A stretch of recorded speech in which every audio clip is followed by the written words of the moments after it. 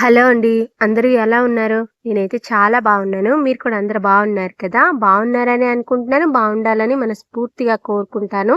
Welcome to my channel KBT life style vlogs. నేను మీ భారతిని. ఈరోజు వీడియోలో నా డైలీ రొటీన్ చూపిస్తూ ఇంకా టమాటా రైస్‌ని ఎలా చేసుకుంటున్నానో చూపిస్తున్నాను. వీడియో లాస్ట్ వరకు చూసి మీకు ఈ వీడియో ఎలా అనిపించిందో కామెంట్ చేయండి. వీడియో నచ్చితే లైక్ చేయండి. నా ఛానల్ ఫస్ట్ టైం చూస్తున్నట్టయితే సబ్స్క్రైబ్ చేసుకొని బెల్ ఐకాన్ని ఆన్లో పెట్టుకోండి. ఇంకా యూట్యూబ్ కొత్తగా ఇచ్చిన హైప్ కూడా ఖచ్చితంగా ఇవ్వండి. నాకైతే జలుబు చేసి నా వాయిస్ కొద్దిగా డిఫరెంట్గా వినిపిస్తుంది. ఏమీ అనుకోవద్దు, కొద్దిగా అడ్జస్ట్ అయిపోండి. నేనైతే 5:30 ఈ టయానికి అయితే లేసాను. లేచిన వెంటనే నాకు కొన్ని పనులు ఉంటాయి కదా, అవి కంప్లీట్ చేసేసుకొని ఇంటి ముందు అయితే వాకిలి చిమ్ముకుంటున్నాను. నేను వాకిలి చిమ్ముకునేటప్పటికి టైం అయితే అలగలేదనే సరే 5:15, 6 ఈ టైం అయితే అయి ఉంటది. ఇంక ఈ బయట పని మొత్తం కంప్లీట్ అయ్యేటప్పటికి టైం అయితే 7 అయి ఉంటదండి. అంటే కల్లాపు జల్లి ముగ్గు వేసుకుని ఇది మొత్తం కంప్లీట్ అయ్యేటప్పటికి 7 అయి ఉంటది. అంత టైం అయితే పట్టి ఉంటది. అంటే ఇంటి ముందే వాకిలి చిమ్మడం కాకుండా ఇంటి చుట్టూ కూడా చిమ్ముకోవాలి. ఇంకా కోలు కప్పెడతాం కదా, అక్కడ కూడా మొత్తం నీట్గా చిమ్మేసుకోవాలి. అప్పుడే నీట్గా ఉంటది అనమాట ఇంటి ముందు చూడడానికి. అందుకని నాకు ఈ వాకిలి చిమ్ముకునేదానికి కొద్దిగా ఎక్కువ టైం పడుతుంది. ఎలగలేదనే సరే గంట ఈ టైం అయితే పట్టేస్తుంది. ఎక్కువ స్థలం ఉంటే ఇది ఒక ప్రాబ్లం లేండి. అంటే చిమ్మడానికి చాలా టైం పట్టేస్తుంది. మళ్ళీ కలాప్ జల్లడానికి కూడా కొద్దిగా ఎక్కువ టైం పడుతుంది. ముగ్గు మాత్రం అందరూ వేసుకుంటారులేండి. ప్రతి ఒక్కరి ఇంటి ముందు కూడా ముగ్గు అయితే వేసుకోవాలి కదా, అదనమాట. ముగ్గు నేను 2 దగ్గరలు వేస్తాను. ఇంటి ముందు ఒక దగ్గర, ఇంకా వెళ్ళే దారిలో ఒక దగ్గర అయితే వేస్తాను. మీకు ఎప్పుడు కూడా నేను వెళ్ళే దారిలో వేసే ముగ్గే నీట్గా చూపిస్తాను. ఇంటి ముందు అయితే చిన్న ముగ్గే వేస్తాను, తొందరగా చెరిగిపోతుంది ఇంటి ముందు వేసిన ముగ్గు. కానీ వెళ్ళే దారిలో వేసిన ముగ్గు మాత్రం నేను ఇప్పుడు వేసిన ముగ్గు రేపు తెల్లవారి దాకా ఎలా వేసిన ముగ్గు అలానే ఉంటది. అందుకని వెళ్ళే దారిలోనే కొద్దిగా మంచిగా ముగ్గు వేసుకుంటాను. అదే మీకు నీట్ గా చూపిస్తాను అనమాట. ఇంకా నేను తెల్లవారులు వేసినప్పటికీ లైట్ గా మబ్బు వేసినట్టుగా ఉన్నాను. 3 రోజుల నుండి ఇదే పరిస్థితి అండి. మబ్బు వేసినట్టుగానే ఉంటుంది కానీ వర్షం మాత్రం అస్సలు పడటం లేదు. ఇంతకు ముందు ఎండాకాలం అయినా సరే అప్పుడప్పుడు వర్షాలు పడేటి, కానీ ఈ సంవత్సరం మాత్రం చాలా తక్కువ. ఈ ఎండాకాలం మొత్తానికి ఒక్కసారి వర్షం పడ్డదండి, అంత తక్కువ. ఎండలు మాత్రం బాగా కాసాయి ఈ సంవత్సరము, చాలా ఎక్కువ. మీకు ఎలా ఎండలు కాసాయో ఖచ్చితంగా కామెంట్ లో చెప్పండి. ఇంక నేను వాకిలి చిమ్మేసుకోవడం అయిపోయిన తర్వాత పేడ నీరుతో అయితే కల్లాపు జల్లుకుంటున్నాను. చాలా రోజులు అయ్యింది పేడతో కల్లాపు జల్లి. మినిమం ఒక నెల 10 రోజులు అయి ఉంటది. అప్పటి నుండి ఇప్పుడు వరకు అయితే ఒట్టి నీరుతోనే కల్లాపు జల్లుతున్నాను. నిన్నేనండి మా ఇంటి పక్కన పేడ కడ అయితే దొరికింది, అందుకని పేడ నీరుతో అయితే కల్లాపు జల్లాను.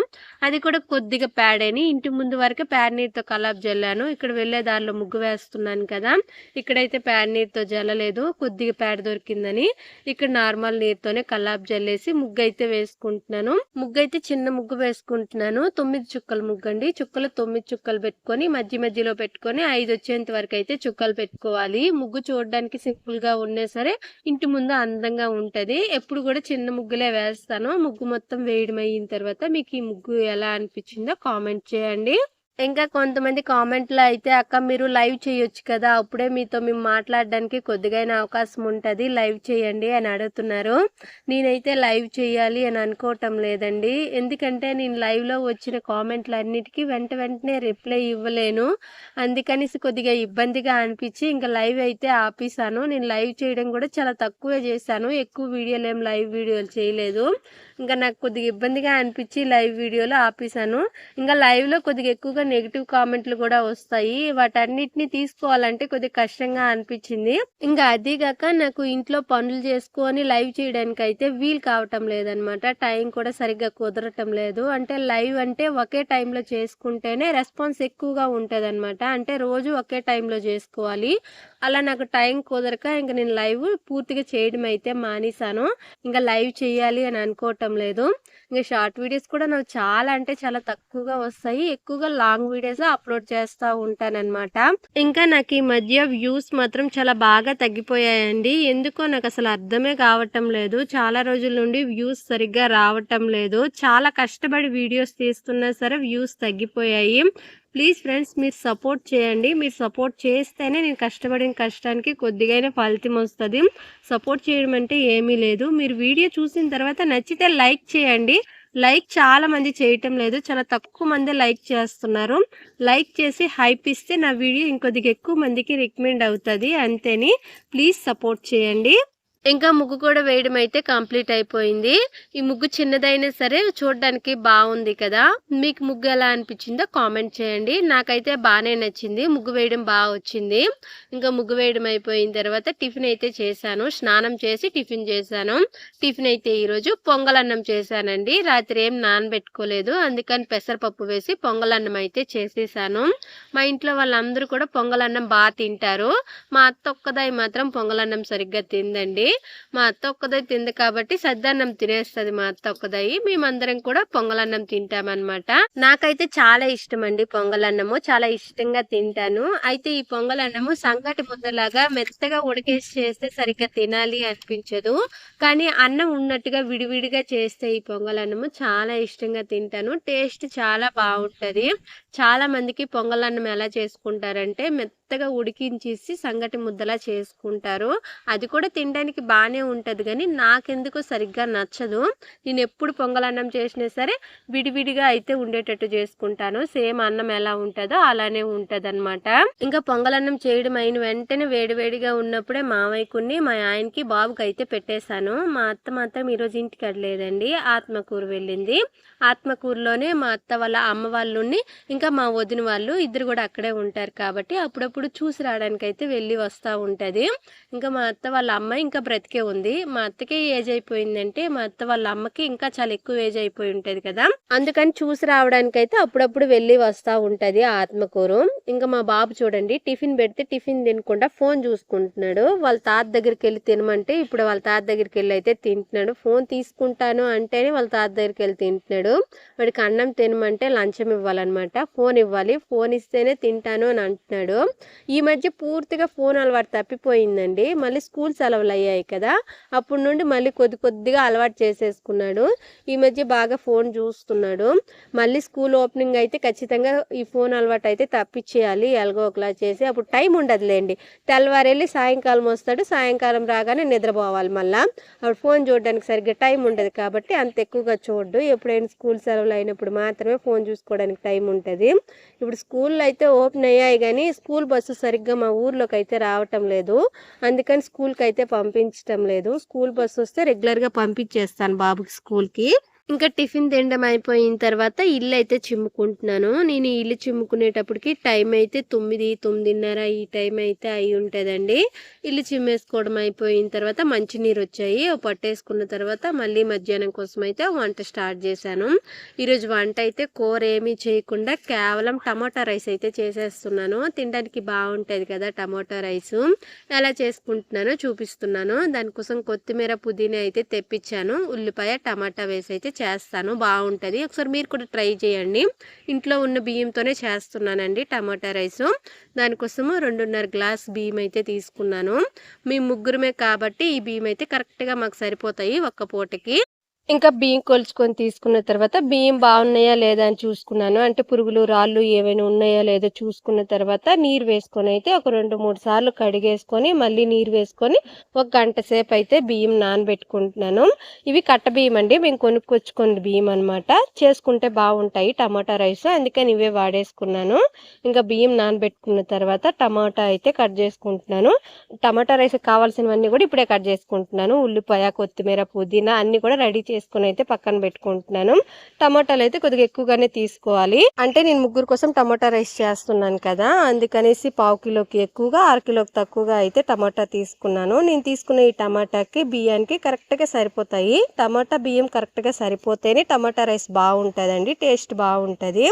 ఇంకా నేను టమాటా కట్ చేయడం అయిపోయిన తర్వాత కొద్దిగా ముక్కలు అయితే మిక్సీలో వేసుకొని మెత్తని పేస్ట్లా అయితే మిక్సీ ఆడిచ్చేసుకుంటున్నాను. ఇంకా కొన్ని ముక్కలు అయితే మళ్ళీ తాలింపులో వేసుకొని మగ్గనీయడానికి అయితే పక్కన పెట్టుకున్నాను. ఇంకా ఈ టమోటా రైస్ కావాల్సినవన్నీ కూడా నేను కట్ చేసి అయితే రెడీగా పెట్టుకున్నాను. ఇప్పుడు టమోటా రైస్ ఎలా చేసుకుంటానో చూపిస్తాను. గ్యాస్ అయితే వెలిగించేసుకొని గ్యాస్ మీద అయితే బాండలు పెట్టుకున్నాను. ఇంకా బాండలు కొద్దిగా వేడయిన తర్వాత ఒక 2 టేబుల్ స్పూన్ దాకా ఆయిల్ వేసుకున్నాను. మీ దగ్గర నెయ్యి ఉంటే 1 స్పూన్ దాకా నెయ్యి వేసుకోండి, టేస్ట్ ఇంకా బాగుంటుంది. నూనె కొద్దిగా వేడయిన తర్వాత దాల్చిన చెక్క ఒక చిన్న ముక్క వేసుకున్నాను. 3 లేదా 4 లవంగాలు వేసుకున్నాను. దాని తర్వాత బిర్యానీ ఆకు ఒక 3 అయితే అయితే తుంచేసి వేసుకున్నాను.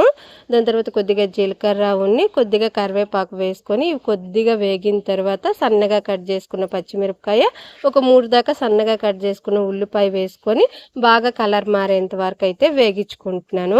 ఈ ఉల్లిపాయ వేగడానికి కొద్దిగా టైం పడుతుంది, ఒక 5-6 నిమిషాలు అయితే టైం పడుతుంది.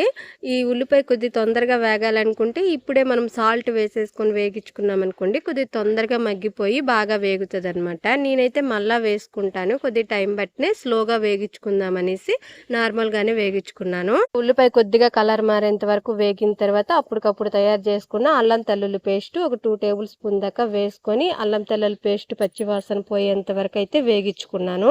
ఈ అల్లం తెల్లుల్లి పేస్ట్ మాత్రం ఖచ్చితంగా వేసుకోండి, అప్పుడే టమాటా రైస్ తినడానికి టేస్ట్ బాగుంటుంది. ఇంకా మొత్తం బాగా వేగిన తర్వాత మెత్తగా మిక్సీ ఆడిచి పెట్టుకున్నాను కదా టమాటా, అది వేసేసుకున్నాను. దాని తర్వాత ముక్కలుగా పక్కన పెట్టుకున్నాను కదా టమాటా ముక్కలు, అవి కూడా వేసేసుకొని మొత్తం అంతా కూడా బాగా మగ్గనిస్తాను.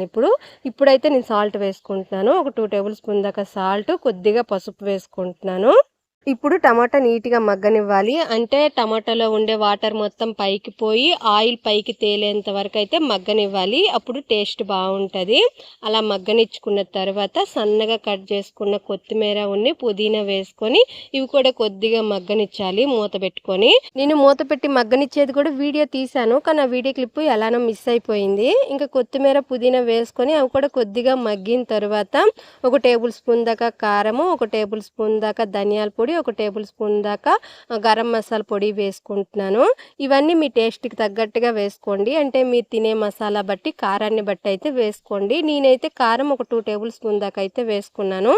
ఇంకా ఇవన్నీ వేసుకున్న తర్వాత బాగా కలిపేసుకుని దాని తర్వాత నానబెట్టి పక్కన పెట్టుకున్నాను కదా బియ్యము, అవి కూడా వేసేసుకుంటున్నాను. ఈ టమాటా రైస్కి నార్మల్ బియ్యం అయినా మనం వేసుకోవచ్చు, లేదంటే బిర్యానీ బియ్యం ఉంటాయి కదా బాస్మతి రైస్ అంటారు, ఆ బియ్యం అయినా వేసుకోవచ్చు.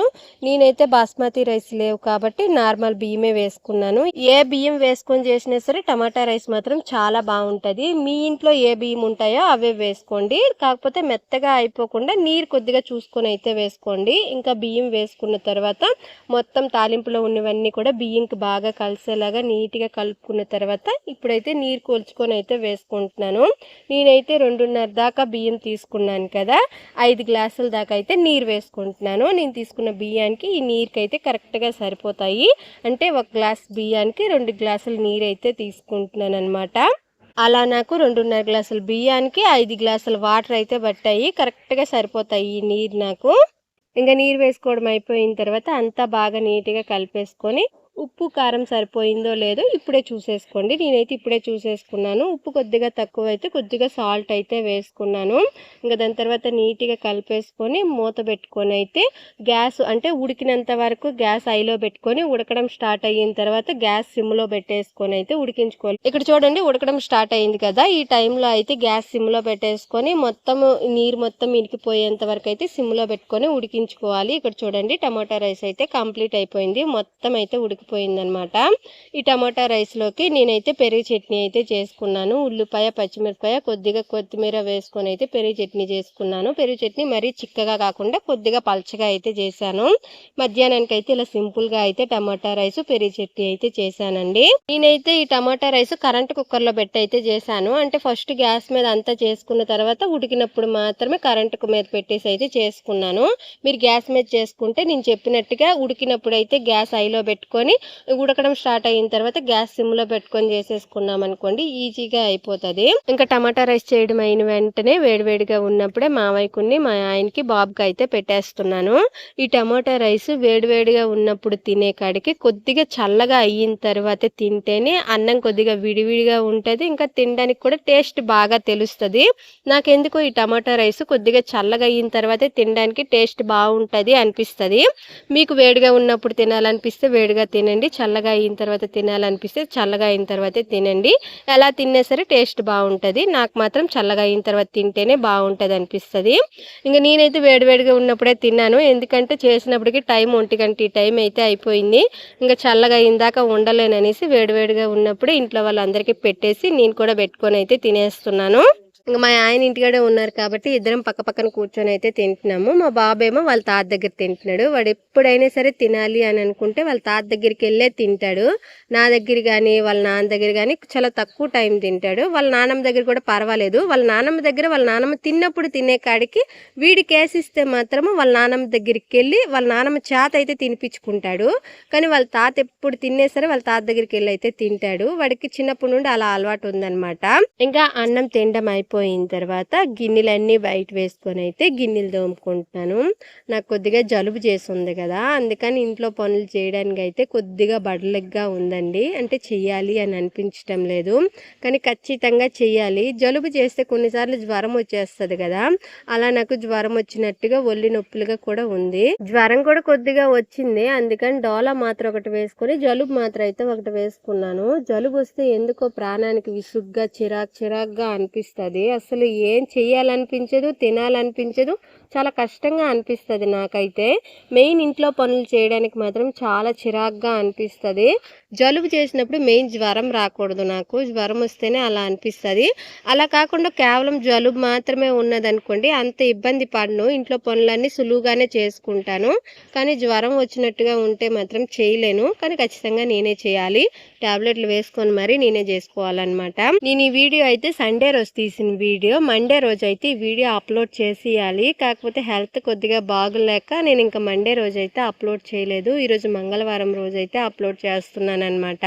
ఒక్క రోజు అయితే గ్యాప్ వచ్చింది. ఇంకా గిన్నెలు తోమడం అయిపోయిన తర్వాత ఒక 2-3 గంటలు అయితే రెస్ట్ తీసుకున్నాను. 2 గంటలకి ఈ టైంకి అయితే ఇంట్లో పనులన్నీ కంప్లీట్ అయ్యాయి. 4-4:30 దాకా అయితే ఇంకా పడుకున్నాను. దాని తర్వాత నిద్రలేసి వాకిలి చిమ్మేసుకొని పొయ్యి మంట అయితే వేసుకుంటున్నాను స్నానం చేయడానికి. కొద్దిగా ఒళ్ళు నొప్పులుగా ఉన్నాయి కదా, వేడి నీరు స్నానం చేస్తే ఒళ్ళు నొప్పులు కొద్దిగా తగ్గినట్టుగా తేలిగ్గా అనిపిస్తుంది. అలానే కాదు, మేము ప్రతిరోజు కూడా ఎండాకాలం అయినా సరే సాయంకాలం అయితే నీరు కాసుకొని వేడి నీరు స్నానం చేస్తాము. కానీ నేను మాత్రము ఎండాకాలం వరకు అయితే చల్లని నీరే స్నానం చేస్తాను. వేడి నీరు స్నానం చేస్తే అసలు స్నానం చేసినట్టుగానే అనిపించదు నాకు. ఎందుకంటే ఈ చెమటకి వేడి నీరుతో స్నానం చేసామనుకోండి ఇంకొద్ది కష్టంగా అనిపిస్తుంది. అందుకని ఎండాకాలం వరకు అయితే చల్లని నీరు స్నానం చేస్తాను. కానీ ఈరోజు కొద్దిగా ఒళ్ళు నొప్పులు బాగా ఉన్నాయి కాబట్టి వేడి నీరు స్నానం చేద్దాము అని అనుకుంటున్నాను. మా ఆయన అయితే స్నానం చేయకు అనేసారు, జ్వరం వచ్చినట్టుగా ఉంది కదా అన్నారు. కానీ నాకు స్నానం చేయకపోతే ఉండలేనండి. ఇంట్లో పనులన్నీ చేసి స్నానం చేయకుండా ఉండాలంటే కష్టంగా ఉంటుంది కదా. ఇంకా పొయ్యి మంట వేయడం అయిపోయిన తర్వాత బట్టలు కొద్దిగా ఉంటే బట్టలు మడత పెడుతున్నాను. ఈ బట్టలు ఈరోజు ఉతికిన బట్టలు కాదులేండి, ఈరోజు అసలు నేను బట్టలే ఉతకలేదు. నిన్న ఉతికిన బట్టలు ఈరోజు అయితే మడత పెడుతున్నాను అనమాట. బట్టలు అయితే మరీ ఎక్కువగా ఏం లేవులేండి, కొద్దిగానే ఉన్నాయి. నిన్న సాయంకాలం ఉతికిన బట్టలు ఈరోజు సాయంకాలం అయితే తీసి మడత పెడుతున్నాను. ఇంక ఈ వీడియో అయితే ఇంతేనండి. మీ అందరికీ ఈ వీడియో నచ్చిందని అనుకుంటున్నాను. వీడియో నచ్చుంటే లైక్ చేయండి. నా ఛానల్ ఫస్ట్ టైం చూస్తున్నట్టయితే సబ్స్క్రైబ్ చేసుకొని ఖచ్చితంగా బెల్ ఐకాన్ అయితే ఆన్లో పెట్టుకోండి. మీరు బెల్ ఐకాన్ ఆన్లో పెట్టుకుంటేనే నేను పెట్టిన ప్రతి ఒక్క వీడియో కూడా మీకు నోటిఫికేషన్లో వస్తుంది. అందరూ బాగుండాలి, అందులో నేనుండాలి. Thank you friends. ఈ వీడియో మీకు ఎలా అనిపించిందో ఖచ్చితంగా కామెంట్లో చెప్పండి. Thank you, bye.